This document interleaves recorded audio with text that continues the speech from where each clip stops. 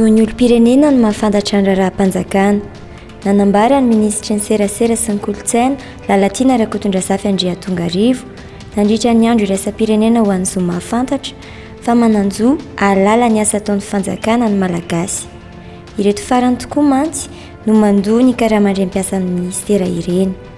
Izany indrindra hoy izy no tokony ahasarotiny sy tsy hanekena ny kaboraraka amin'ny fitantanana ny raharaham-panjakana na amin'ny endriny inona na amin'ny endriny inona.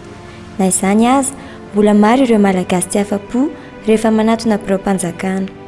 Tena tsy mahafa-po ilay mangataka hoe fiovana. Ohatra ka ela be ianao dia zareo tsy hita dia indray izy indray lasa hoe dia andrasao. Indray izy miteny hoe rapitso izy miverena dia izy tsy ao dia indray koa atao amin'ny andro ela be misy mbola tsy tonga. Tsy afa-po satria ohatra hoe rehefa makany amin'ny ohatra hoe maka kopy izao dia rehefa maka kopy tsy maintsy hoe ela be raha tsy hoe mandrotsaka kely aloha dia ela be mihitsy mikarakara taratasy.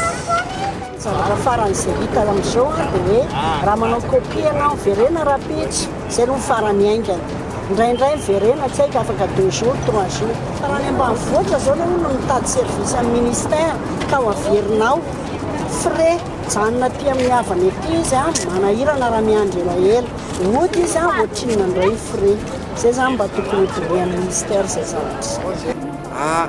Rehefa lehibe na fikambanana anankiray na mpitantana ONG na association zany raha mba te ahita hoe te eo amina amin'ny lehibe amin'ny republika ohatra ny resoko hevitra fa io miodina ny 10 andro 20 andro ray volana 50 herintaona tsy voaray akory le izy hoe no tompona ndraiky no ny asa zay zany hoe tsy zava-dehibe zany nanaovana programme anao fa mbola miany atsonay foana ianao rehefa misy mivaovao. Raha nanontany ireo tompon'andraikitra izay sendranay anefa izahay mahakasika izay voalazam-ponina izay dia tsy nahazo valiny. Milaza izy ireo fa tokony hanatona tompon'andraikitra hafa izay tsy hita teny an-toerana.